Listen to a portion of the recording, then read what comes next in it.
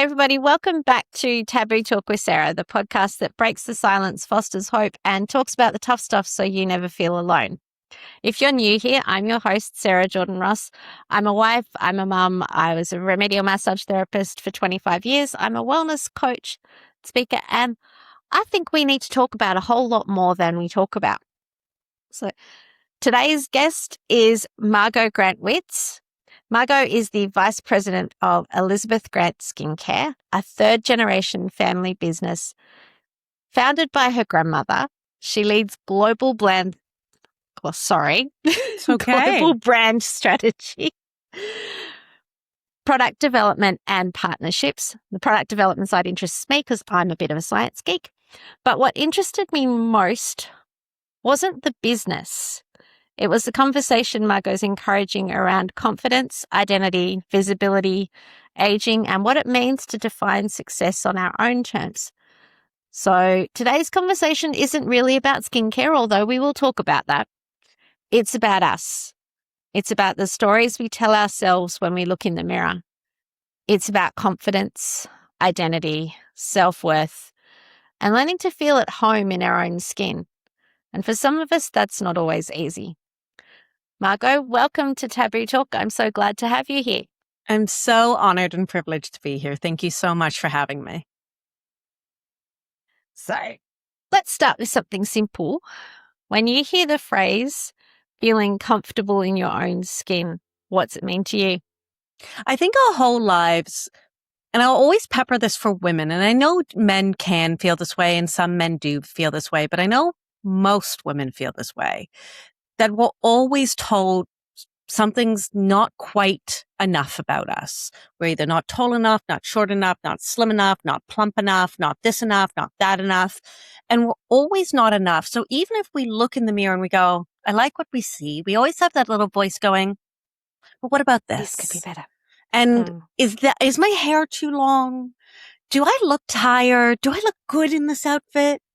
And so what I always say by looking in the mirror and feeling comfortable in your skin is looking in the mirror and just being kind to yourself and saying, I really like me today.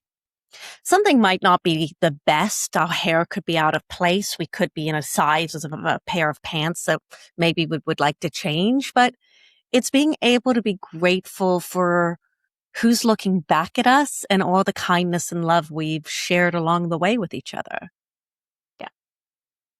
Yes, about being kind to ourselves. So often we're so much kinder to other people than we are to ourselves. Yeah. And you've spent your career in an industry where I used to assume it's all about appearance, but sometimes I think it goes a little bit deeper than that, and it's actually about our identity. How have you found that people's relationship with their skin is more than surface deep? It's really about a relationship with themselves. Well, I'm really lucky that I've grown up with my grandmother who started the company, Elizabeth Grant. She's 103 years young today. And Wow. my mom, who's my grandmother's daughter-in-law, who's 73 years young today. And you can say here I'm saying young versus old, because when my mom first came into the company, she was 46 years old. She felt old. She felt stuck where she was.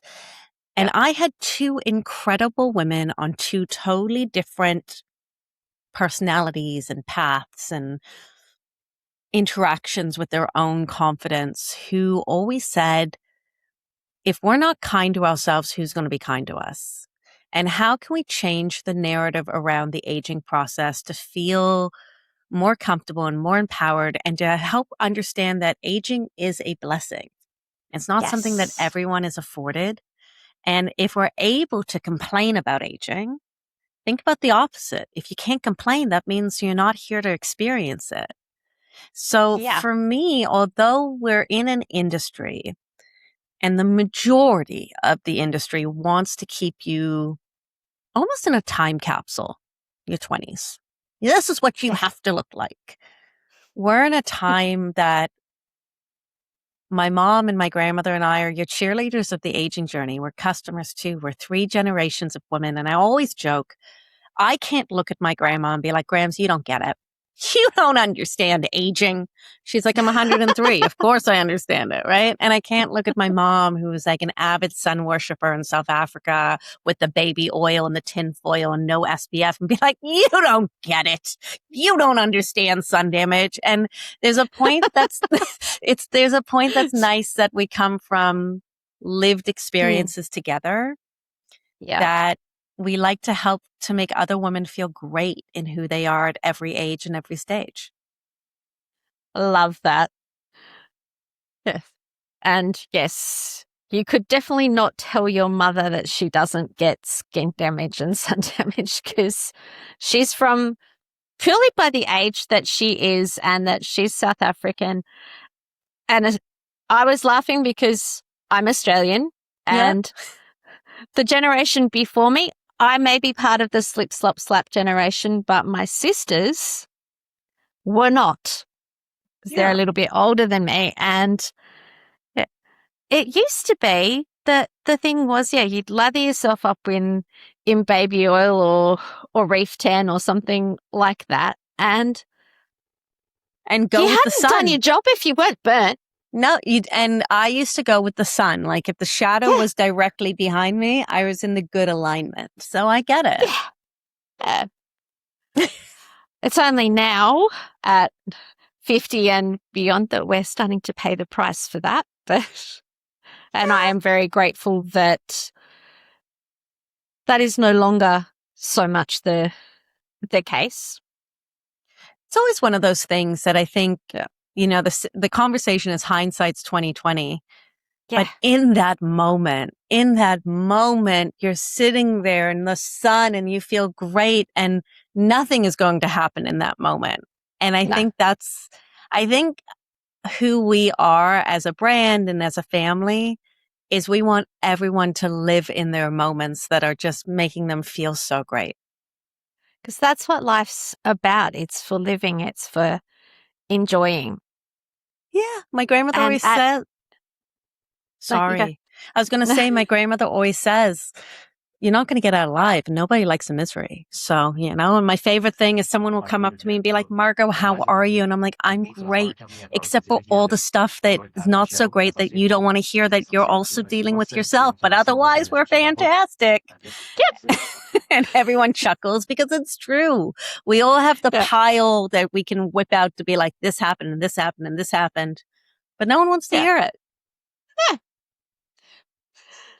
Because then it wouldn't be so much fun to only put the highlight reel out if everybody knew that there was all that other stuff. If everybody knew what was behind the curtain, if everybody knew that the experience that they felt, maybe someone else felt too. And I feel that I'll have all the uncomfortable conversations left, right, and center so that I can maybe help someone else feel less alone or less broken.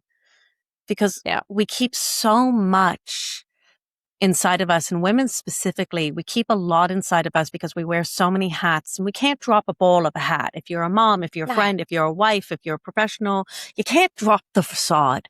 You have to have it all together and keep it going, and it's all perfect and everything's great. And I will make it and I will pack the lunches. And then you sort of sit there going, but if I say I feel not so great, if I say that maybe I'm enjoying something that I shouldn't be enjoying, what does that say about me? I bumped into some girlfriends the other day. We're all at a kid's birthday party. And I see two moms sitting in there having a cuppa, aka a cup of coffee. And I was like, ooh, this looks so great. And the one mom said to me, I feel really guilty. And I said, why? And she said, well, because my husband and my other child are playing in the park. I said, okay, so what do you feel guilty about? She said, well, I'm sitting here having a cup of coffee. And I said, do they know that you're sitting here having a cup of coffee? She said, no. I said, are they looking for you because they're not having a fun time in the park? She said, no. I said, I think they'll be okay. And I think you'll be okay too. And I think you should enjoy that cup of coffee. And in fact, I think you should get another one. Yes. And enjoy it for as long as you long as you can. want. It would be a different story if her phone was going off and there was an issue with the kid and her husband didn't know where the she was or husband couldn't would get hold of find her, her they would be faster fine. than an air tag would find her if there was an issue going on. Right? Like They're pretty good at husbands that. are perfect at that, being like, babe, where's the ketchup? I don't know. You know, if a husband needs something, a husband will find you. But if he's not Yes. looking, don't drop Leave the him be. guilt. Enjoy the Yeah. cuppa, have some catch up with your girlfriend, and fill your soul, because you'll be a better mom and a better wife and a better person because you Yeah. feel that your soul is a bit more fulfilled. Yeah. You can't pour from an empty cup. It's Well- just, you can't. If you're running on empty, that's going to have an impact on those around you, because you can't take care of them if you don't take care of you. For sure. But this is what I'll say to that as well. Yeah. You have to empty a cup to fill it. True. So you have to be able to say, this no longer suits me, out it goes. Or this was Yes. lived its life and I loved it so much, out it goes. And then you have the opportunity to say, what do I want to fill my cup with today? And I say that Yeah. a lot to empty nesters, for example, when they go, so now what? My kids are all gone. I have an empty house. I no longer have this role. And I go, isn't that Yeah. great? What do Yeah, you want because to now do? you get to choose. What do you Yeah. want to do? You know? Yeah. And so I say, as much as you can't fill from an empty cup, you definitely can't. But every once in a while, it's really nice to empty that cup on purpose and then be able to refill it with things that really make your soul sing. Yeah. Because you don't always feel like coffee every day. You don't always Sometimes you feel want like something coffee. different in that cup. Or sometimes that cup of coffee that works so well for you for so many years, all of a sudden makes you really jittery or gives you a headache. And you have to re-examine something different and something new and something that you probably didn't know that you wanted, a cup of tea in the morning or a cup of the mushroom coffee or whatever it is. But we only respond when something feels broken, when something feels stressful, when something feels too much, when something feels burnout. That's when most women will stand and go, maybe I should do something. Maybe I should make a change. So I always encourage people, maybe once in a while, just purposely empty your cup. Yeah. Try to feel what that feels like, because everything else will come into place. Everything else will sort out. And don't worry, emptying your cup doesn't mean taking off the mom hat, doesn't mean taking off the professional hat, doesn't mean taking off the friend hat. But sometimes it's nice to refill your cup with you. Yeah. And to adjust all of those hats and make sure that they all still fit. Yeah. 'Cause And that you like how sometimes they fit. they don't. Yeah. Yeah. And how great would it be if we could start making those changes and recognizing when we were getting depleted before we actually hit that rock bottom, I need to change something. Yeah, I think it would be great. And I always say my immediate knee-jerk reaction to that is my two biggest moments of growth was when I was looking up at rock bottom. I hated the moment, but I loved the lessons. And then the other side of it is, it's not even how great would it be to not get to the burnout stage. It's how great would it be to let go of the guilt that no matter what stage you end up on the other side of that you feel comfortable and confident with the consequences that come with your choices, right? If I'm not going to cook dinner tonight, I know what the consequence is. In a couple hours, I'm going to be hungry and I'm going to be scrambling to try to order something. But in that moment, I wanted to not make the dinner so I could spend time with my children, right? So we always feel that by juggling that we have to, and we miss out on the opportunity about everything that can come from the chaos. Yeah. I actually really like to get that to the... Sorry, I'm just getting distracted in the background. Okay. My son. Sorry. Can you hear anything other than me coming I through? definitely can. I can hear the lovely, I think it was the telly. Yeah, it is. But, you know, that's the beauty of life. It's not that distracting to me, but this is your circus and your monkeys. I like that. And it's one of my little monkeys that's making noise in the background. So And I might just ask him. I'm sure if you're like, turn the TV down, the monkey would be like, but mom. No, he's just looking at me. Could you please turn? Thank you.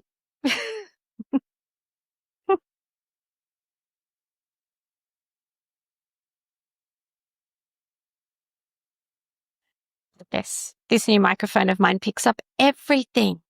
Well, it's a phenomenal microphone. Yeah.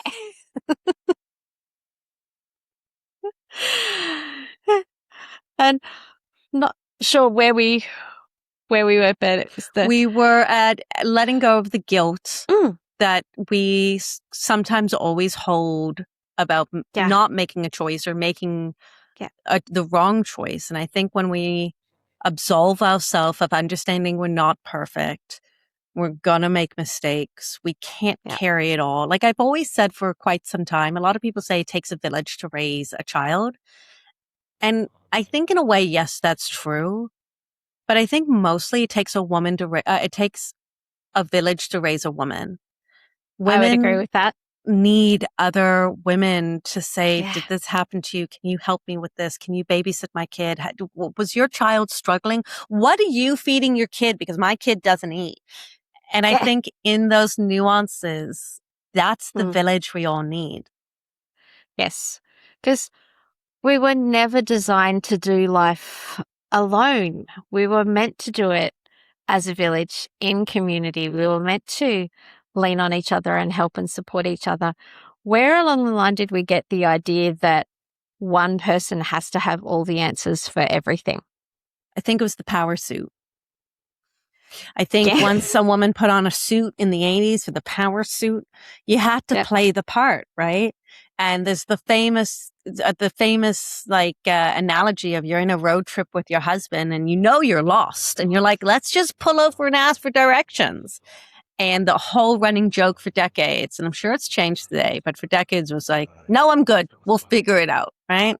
Yeah. And so it was always that emulation when women started to feel that they had to emulate the same behaviors, the same aggression, the same personality, the same, I am strong, versus it's okay to be who you are and redefine what strength actually looks like and feels like and can be depending on the person who's driving it.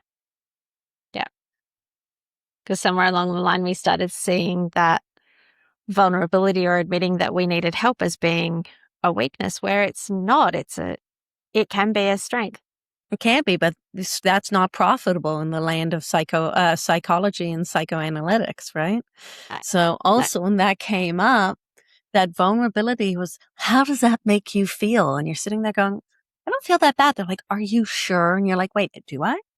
And it's those seeds of doubt and those seeds of doubt that are planted that grow into these forests of despair, these forests of fear, these forests of woes. And instead of being able to take a step back and say, you know, it is okay. It's okay not to be okay. It's okay to be okay. It's okay to not know. It's okay to be unsure. It's okay to be unsteady. It was almost felt in this obnoxious level of pressure of something is broken with you because you're not the image of perfection. And it goes back to, are you enough? And what does that question mean? Because if so many people around the world are telling you everything that you are is not enough, or on the flip side, everything about you is too much, it's really hard to find your own footing. Yeah. To figure out where that happy medium is. And so often we either amp ourselves up or tone ourselves down to fit in with whatever Someone environment else. it is that we're. Yeah. And I think somewhere along the line, sometimes we forget who we are. I'll be happy to remind everyone. I think I'm a very big fan of it because I always say if someone tells you you're too much, tell them to go find less.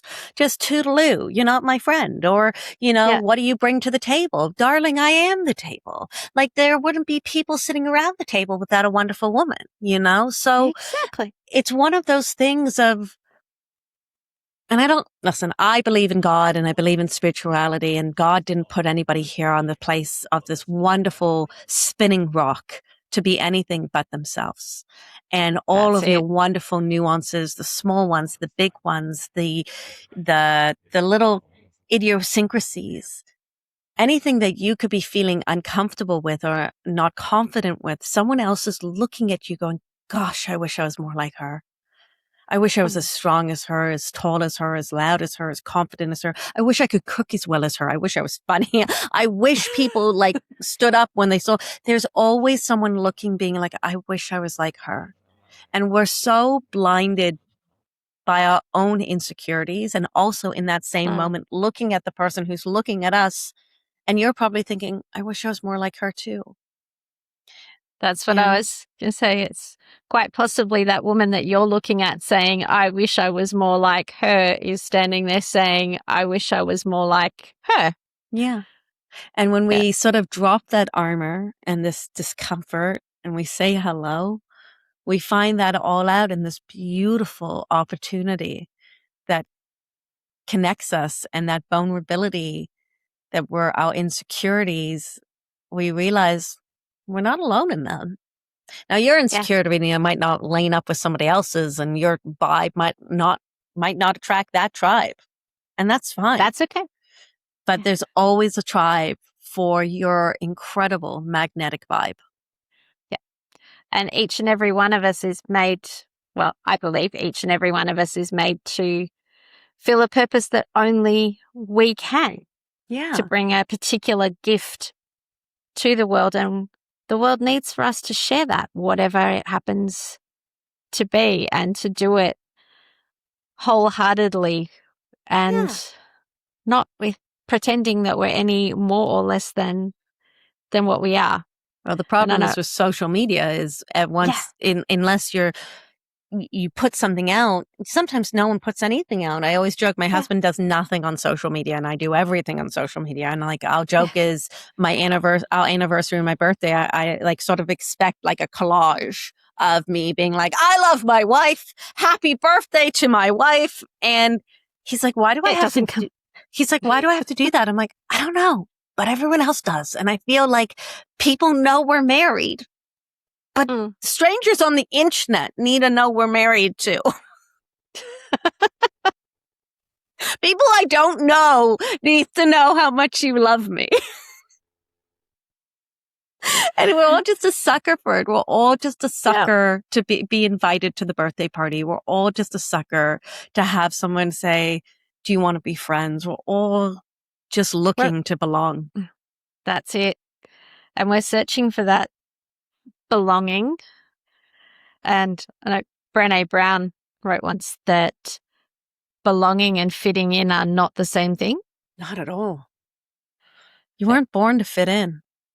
No. You were born to stand out. You were born to be who you are. You were born to be a puzzle piece of this beautiful mosaic of life. You were born to be part of a quilt that in your own life, you have your own quilt of own different moments and identities and personalities and likes and dislikes and growth. And then that quilt is a fabric that fits into so many other pieces. And so when you're the same, it's very boring. That's why we need everyone to be that little bit different. And if we were all wearing exactly the same mask, we'd never know who was who. The best part is if we're all wearing the same mask, someone would look at someone else and be like, oh, she looks so much better in that mask than I do. Yeah. And that's the irony of all of it. Like the irony is we all want to be uniquely independent and individual, but you go to a clothing store, they don't just sell one pair of jeans. They sell the same pair of jeans in 86 different sizes because you're meant to have more of the same than you are different in sort of the global village, if you will. Yeah. And I think there's so many more things that unite us than there is that divide us, but we seem to like focusing on the things that divide us and make us different. Yeah, because if you're different, then I can cut you down and not feel so bad about it. Yeah. My grandmother nice always would it- says the Queen of England always used the toilet just like she did. She's no better than me. We all used the toilet. And when you're sort of like, That's it. yeah, that's true. You know? We all use the toilet. We all bleed the same color. We all cry. Some people just do a better job at hiding it. Yeah. One of the things I love about this show is that we get to admit that don't want to hide it. Well, I don't think it does justice for anyone. No. You know, I think more people want to feel connected, both positively and, I'm not going to say negatively, but in your insecurities, which feel so negative or feel so isolating or feel so traumatizing or feel so overwhelming. It's something that I always make the joke. I don't think anybody really leaves the pressure of high school. You know, we all feel very cliquey. We all feel very, well, am I the cool kid today? Am I this? Am I that? And you graduate. But all of those temptations, and it's only in high school, because in elementary school, everyone plays, everyone has a good time, no one worries about anything. And then all of a sudden this older generation happens and you say, oh, I always remember my first 2 weeks of high school, we would all look our best. Jeans, nice shirt, did our hair, all sorts of things. First 2 weeks so that we can make the best impression. And then week 3, doesn't matter. You know who I am now, right? But it's that sort of peacock. You know, I wanted to show off who I am, and I want to dance my little tail feathers and shake the little mariachis and do the little jewels. And then I'm great. And everybody sees I'm a great dancer. You'll never see me dance again for the rest of the year, right? But, you know, it's just the glimpse. Yeah. Those moments where we show who we really are. Yeah. So many questions, so many things. I'm here for you. I am an open book. Anything you want to ask, I can try to answer. Might not be right, but I can try. I think that's the thing. We don't have to have all the right answers to everything. Sometimes it's just knowing what questions to ask or asking better ones to get beyond that surface level. Yeah. Now, part of me would love to hear a little bit more about your grandmother, only that I find women of that generation absolutely fascinating and inspiring. They went through so much that we haven't, and we have so much to be grateful to them for. They broke down a lot of barriers. And sometimes I think they made things both easier for us and harder at the same time. Because somewhere along the line, you can work and you can be a mum and you can juggle all these balls and you can do it and make it look effortless. Or is it just me that was raised by a mum that made doing all that look like it was easy? And now that I am one, it's not. I don't think they ever said it would be easy. No. They just made it look that way. Definitely not. I just think they wanted to give you the option of a choice. Because if you have a choice, if you have an option, it's yours to make. But if you have no choice and you have no option, then you're always longing. Yeah. So breaking down those walls, we're never saying, or breaking through the glass ceiling was never about saying, well, now ladies, you can do it all. It was, now ladies, you can decide if you want to. Right? Yeah, you can do it all if you want to, or you can do none of it. Yeah. And so, for example, when my grandmother started the company, women weren't meant to be in business. She was a makeup artist in Elstree Studios in London, England, and she suffered from bomb blast damage during World War II from a V-2 rocket with shrapnel damage to the left side of her face.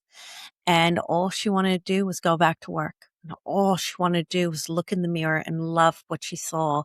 And all she wanted to do was feel comfortable and confident in her skin, which is a universal generational truth. And my grandmother grew up in a household where her father passed away when she was 7, and her stepfather was not a nice man to her. And he would always tell her why she was not enough and not anything, and she wasn't smart enough, not pretty enough, and she'd be lucky if anyone wanted to marry her. So she got this incredible job.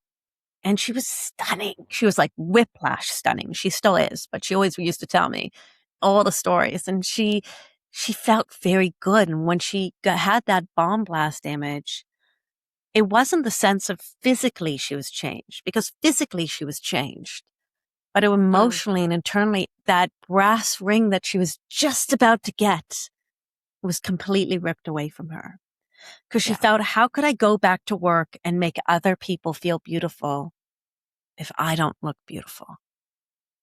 So she went on a mission to fix her skin. She went to her doctor's office every single day and she said, "Hey, doc, well, what can you do for me?" And the doctor said, "Nothing." And she'd say, "Okay, I'll see you tomorrow."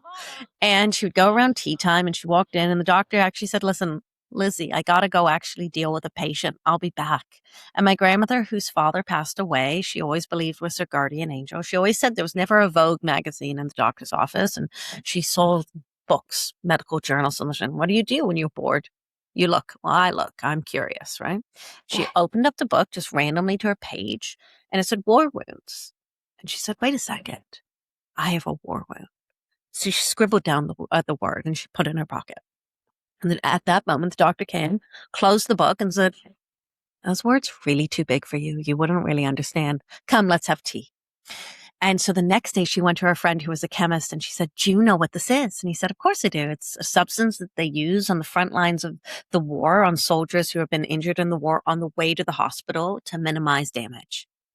And my grandmother said, "Would you mind making some for me?" And her friend said, "It's not going to do anything for you." And my grandmother said, "I didn't ask you your opinion. I asked you, will you do something for me?" And he said, okay, because he wanted to still be friends with my grandma. And he begrudgingly gave her a teeny tiny bottle. It was like this big, of this particular type of sea kelp that became our proprietary blend and ingredient called Tericillum, which is a blend of vitamins, nutrients, minerals, amino acids, and peptides. And it fixed her skin in about 8 to 10 months. She went back to work. She was working on Miss Vivian Lee, the actress from Gone with the Wind. Yeah. She wasn't the movie Gone with the Wind at this time. It was a different movie. And Miss Lee looked at my grandmother and said, "You have gorgeous looking skin. What do you use?" And my grandmother, who just had this life-changing, altering injury, was like, "I have a gorgeous looking skin." And she sheepishly went into her bag and gave her her little serum. She said, "This is what I use." And much like today in film, but more so back then based on the expense, they didn't film in continuity. So about 2-3 weeks later, she came back and Miss Lee said, "Where can I buy it?" And my grandmother never missed a beat. She's like, "I'll bring you some tomorrow." And she batched it in her bathtub. And she started to say, maybe, if I felt not comfortable in my skin, and Miss Lee, who is the most gorgeous woman in the world, doesn't feel She was comfortable or absolutely confident in her stunning. skin, maybe, just maybe, I have an idea that can help other women too. And so she launched the very first serum on the market ever in 1948 that created this at-home serum market in the beauty industry. The next serum that came out from another company was in 1982. And so my grandmother used to always get her friends and she's like, "I have a good idea of a business." And she would go and she would walk into stores and say, no, it's okay. And one day she walked into Selfridges and she walked into the front door of Selfridges. She said, "I'm here. Take my product." And they said, "I think you want to go to the office." So she's like, okay. She sort of walked on over with a little pep in her step and she walked to this office and she said it was foreboding. Like this door was so over the top and this big wood door, and she opened the door to these big giant wood desks with a secretary on either side. And she said, "Hi, I would love to sell my product with you." And both secretaries sort of looked up, said, "Do you have an appointment?" She said, "No, I didn't know I needed one." They said, "Okay, give us your business card." My grandmother didn't have a business card, but she wasn't going to admit it. So she goes, "I just ran out. Do you mind if I write down my information for you, though?" They said, "Sure, no problem." And she said, "Also, by the way, I have the serum. And when you love the serum, give me a call." And again, a few weeks go by, she gets a call, and my grandmother had the largest counter in the center of Selfridges and the 2 biggest windows. Because my grandmother always said, other than sexual health, sexual education, sexual wellness, where no means no. There is no ifs, ands, or buts about that, okay? But in other aspects in life, in business, in life, in conversations, a lot of the time, no doesn't mean no. It just means maybe not right now. Yeah. So if you hear no and you sort of shut the door on your own self, they might have not told you the full truth because they're busy. They have enough stuff going on. They're not going to tell you this is the path for you. So my grandmother always said, if someone closes the door, go through a window. And that was her. And this is also to remember, her husband, my grandfather, technically legally owned the business. She didn't, because women weren't allowed to own the businesses. And he bankrupted her twice. And she rebuilt it each time. And when she retired, quote unquote, in 1992, when my grandfather passed away, she came to Canada. And this is where we immigrated from South Africa. And my grandmother looked at my mom, and my mom looked at my grandmother. Remember, my grandmother and my mom are not related. It's mother-in-law and daughter-in-law. My mom said, do you want to start the company again? And my grandmother said, absolutely not. I'm old. I don't want to knock on doors. I'm done. But what was funny is my mom said, I know one day she will. And they started to watch the shopping channel. And at the time, the shopping channel was just, hello, look at this item right here. It's a beautiful necklace. It's a picture of something. And we were fascinated by that because 1, South Africa, we had 4 channels.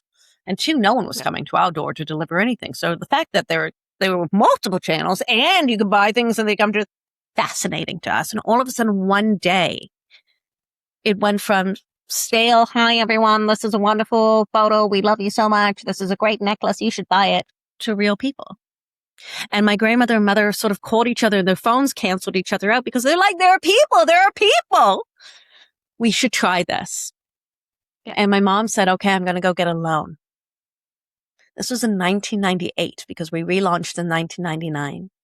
And although you think in 1948, women had a hard time, in 1998, almost 20 years ago, so 18 years ago, 27 banks said to my mother, sorry, we can't give you a loan because we do not believe in women in business. And only one bank turned to my mother and said, we're going to give you a $5,000 loan. And my mom said, that's all I need. Let's go. Even if you gave her a couple pennies, because she knew if she just had that little engine, she could figure out the next step. But you can't start the engine without gas in the tank. Right? That's it. So when I look at these 2 women, you're like, oh, that's so wild to think because it wasn't so long ago. But women are always kept smaller. Women are always made to feel like, can you do it? Is it the right path? Why you? Right? And I say this, and I love this, and this is not to knock men. I have 2 sons. I have a husband. I love my gentlemen. But men could be like, I want to start beer cheese. And everyone's like, that's a great idea. Beer cheese sounds amazing. Or like, you're like, what is that? Like, what do you mean? But the confidence, the accolades, the banks writing checks. Yes, sir. You know? Yeah. And it's only because they never hear no. And not just in general, externally. Most people don't hear no internally either. Right? So when I look at these 2 women and I look at their path of 80 years of having to have men sign for credit cards or own the bank accounts or do all the things, it's because they just felt in their soul that women were the greatest people on the face of the planet and they're unstoppable. Yes, you want something done, give it to a busy woman. She will get it done. Or give it to a bored woman. Or give it to like a woman who needs a puzzle. You know what I mean? You can give anything to a woman, she'll be like, I got you. And if I don't got you, I got a friend who has you. Yeah. I know my mum used to say about most things, get the job, then figure out how to do it. And that most things were figure outable. She also had another we used to go for really long drives. And we'd get to an intersection and we'd just go left or right. And it didn't matter as long as we had a full tank of gas and we vaguely knew the way home. And back in the days of paper maps, I could actually read one. So, but yeah, it was we never actually get lost. It's just sometimes we take the scenic route Completely. home. It's good for your brain. It's good for your soul. Yeah. We might not always take the straight line to get places. Like your grandmother and your mother certainly didn't. Yeah. And I would guess you don't always either. I've never understood why something can't happen. It just doesn't make any logical sense to me, because logically everything can happen. I can't fly physically. Like I can't blah, blah, blah, fly, but I can hop in a plane. And I always tell my son, there's no such thing as can or can't. There's will or won't. And there's power in understanding that it's your choice. Now there's consequences with every choice you make, both positive and negative. But the only thing you can't do is stop breathing and not pay taxes. Otherwise, everything you physically can do, and you can just figure it out in a different way. Yeah. There's always more than one way to get something done. Exactly. What is it? There's always more than one way to crack an egg. Whatever the saying is. Skin a cat. Oh boy, I love my cat, so I don't really want to skin him. Maybe we'll just go crack a nut. Well, more than one way to crack a nut. Yeah, that'll work too. Yeah. So on that note, what gives you hope for the future? That's a loaded question. That's a I thought you liked those kind of questions. I do, but like immediately you're sort of like, is there hope? Is there hope in the conversation of social media and AI and all of those? But I say what gives me hope for the future is hoping to let women know that not to be a crab in a bucket, that there's a place and a space for everyone, that every woman has a beautiful crown. We just have to polish it each other. I think there's hope in having the rawness and the conversations today. I think it's less, not to mean pun intended, but less taboo to talk about things. Yeah. I think, for example, like I had an IVF journey with my second child and a miscarriage just before I had him. And I'm so upfront about all of it, all the details, all the headaches, all of it, just because I don't want women to be shrouded in the secrecy. And so if I hear someone having a challenge in that way, twist my arm to get involved, twist my arm and I inject. I'm just like, hi, let's have a chat. And I actually had a chat with somebody the other day. She's like, I'm very overwhelmed right now. I'm like, I don't mean to overwhelm you. But I don't want you to feel that like something is broken with you because nothing is. And so I always joke I might like the sound of my own voice, maybe a little bit too much once in a while, but I really do believe in just having great conversations with people. Just being able to ask the question, being able to say, hey, and then always listening to my late father's advice, which was, do you want me to listen or do you want my opinion? And I think that sentence is the most powerful and freeing sentence in the entire world. Because some people just want to complain. Some people just want to be heard. Some people just need a vent. And some people actually do want your support. But I think when people are let me tell you what to do. Number one, it's annoying on the other side. No one likes that. Like I wouldn't like that. If I'm like, let me tell you what to do to someone, say, I'd be like, thanks so much in the least polite way that I could. But also if I'm making a choice for you and it doesn't work out, you're going to blame me. And I think the lack of accountability with people is what makes things a little hopeless. But I think if people can stand in their discomfort and take ownership and take authority in their choices, it is very hopeful. And I think the more women sort of realize you are the conductor of your own symphony. You are yes, a man and a woman get together and there's a baby. I get that aspect of it. Mm. But women are life. Women, that's why it's Mother Earth, Mother Nature. Like, that's why the spirits and the deities and the goddesses of life and war and knowledge and all of these powerful women. And I think when you sort of look at matriarchal societies throughout all the ages, you're able to recognize the hope isn't in the definitive. Hope is in the opportunity. It's in taking that chance Yeah. of doing something different and of being all that you truly are. Yeah. Or taking that chance to say, I'm not interested in that. Yeah. And I'm okay with the consequences of that. And having those conversations.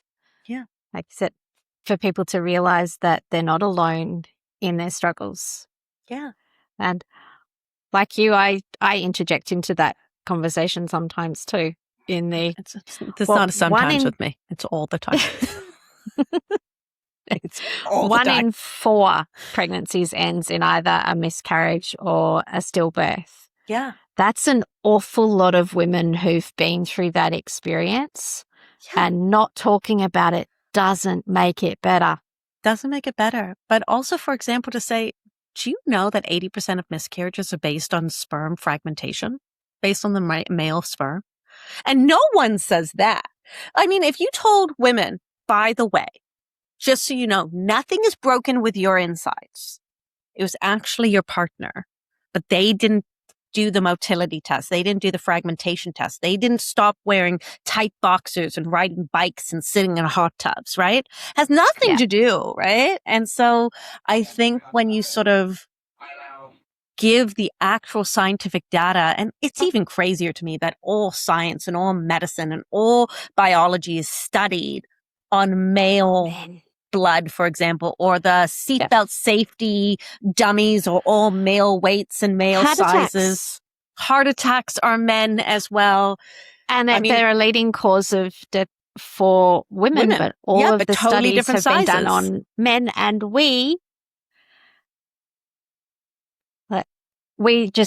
our bodies are different, and a sign of a heart attack in a woman is completely different to what it is in a man. And like all of the perimenopause things, thankfully it's getting better now, but a lot of that hasn't been studied in detail because, shock horror, women's hormones complicate the picture. Oh, not even that. We can't get a one size fits all when one size doesn't fit all. But isn't that funny? Because you're not enough or you're too much. Like, and then at the same point, like women's health, that's silly. Who needs to look into that? We're only 51% of the population. It's also the reason why the next generations of populations get born, right? So I think women don't understand how exceptionally powerful they are. But I do also think that some women who think they understand how powerful they are lead into being aggressive and lead into being that dominating, overbearing energy. And so it's hard to be yourself, right? It's also, for example, you look at teenagers, it's really hard to be a teenager today. I wouldn't want to be there. I would never want to be a teenager today. I would never want to be a teenager with the consistent, constant pressure and the keep up and the social media and the bullying and the peer pressure. But also at the same point, if you're telling a woman that she just grin and bear it, but you also don't give the space to have the conversations with the next generation, so many of these things can also be alleviated.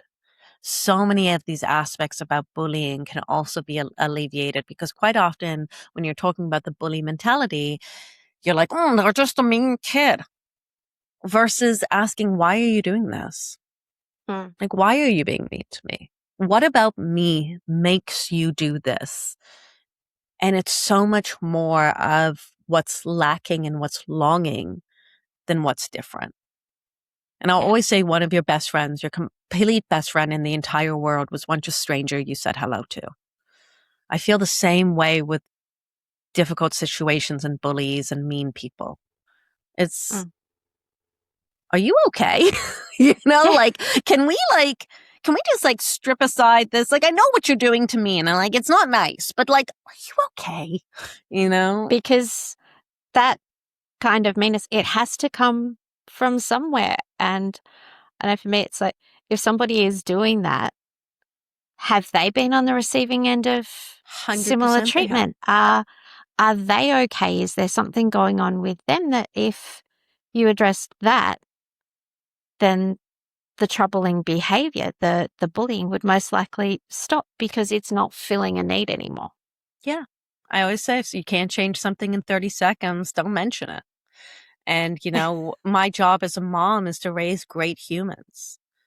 Yeah. That's my job. My job is to hopefully equip them with the best skills and knowledge and all of that. But they'll learn that. But if I can make sure that they're good humans, I know they'll be okay. Because it doesn't mean the world is going to be nicer to them. But being a better human and a good human, you'll find your life preservers everywhere. Yes. You might just contribute to the world being nicer. Maybe. Or at least your little ecosystem or your community or your Yes. neighbors. Your little part. Yeah. And then let that be the ripple for everything else. So, is there one little piece of wisdom you'd like to leave our audience with today? Yeah. And it's, my apologies, because it kind of sounds crude, but it doesn't matter what's between your legs. It matters what's between your ears. Oh, I like that. And anybody who says what only thing that matters is between your legs, leave the room. No. You know, just leave somewhere else, because it really doesn't. It matters what's between your ears. It matters what's in your heart. And everything else is digestible, resolvable, achievable. It doesn't mean it's easy. It doesn't mean it's smooth. It doesn't mean it's clear. It doesn't mean it's without challenges. Yeah. But everything, if you take the time to have healthy communication, healthy, transparent communication without malice, everything that you want is achievable as long as you are making that choice because it's what you want versus what you think you're supposed to do.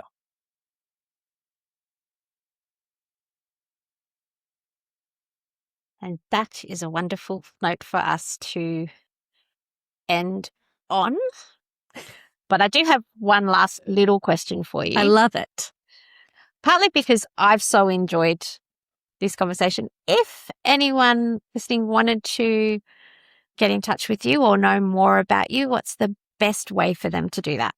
So I do always like to explain this. So on any of our social media handles, so for example, me, I'm at Margot Grant Witz, MargotGrantWitz, or at EG Skincare, which is our company, EGSKINCARE.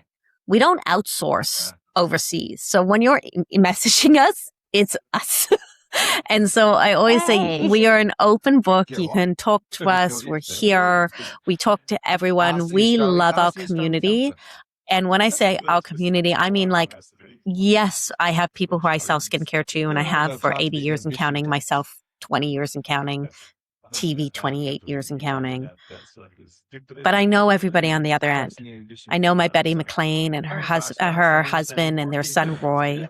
I know the Sandra Birches. I know the Jeff Thompsons. I know all of my people, and I know who they are, and I know everything about them because I've had the honor and privilege of them letting me get to know them. And so if anybody ever wants to talk to us, it's us. It's either me, it's Amanda, it's Tiffany. We love to chat, love to celebrate your milestones. And if you ever want any more information on Elizabeth Grant, you can head to elizabethgrant.com. And for your lovely listeners, if they want to, they can have Taboo Talk 25 as a great discount code for any full price product. But we sell more than skincare because, yes, we sell serums and we sell creams and we sell lotions and potions that make you look and feel great. But what we really do work on is creating a community of really great people who feel really amazing in their skin, who knows that they don't have to disappear over the age of 40. Because these days, 40 is just getting started. It's just getting started. And so is 50, and so is 60, and so is 70, and so is 80. And if you're blessed to live as long as my grandmother, so is that chapter. Yes. And each chapter has its own wonderful things in it. And as I said at the start of our conversation, we might talk a little bit about skincare, but that was not what today was about. It was more about being who you are, being comfortable in your skin and sharing your magnificence with the world. And as Margot pointed out, we all are magnificent and we should share that with the world. So or even just share it with yourself. That too. I want to thank everyone for joining us for another episode of Taboo Talk. So if today's conversation resonated with you, share it with someone who you think needs to hear it, who needs a little bit more encouragement to be comfortable in their own skin and to share their stories with the world. Until next time, take care of yourselves, take care of each other, and remember, your story matters, so share it because your story might be the one that changes someone else's life. Bye for now.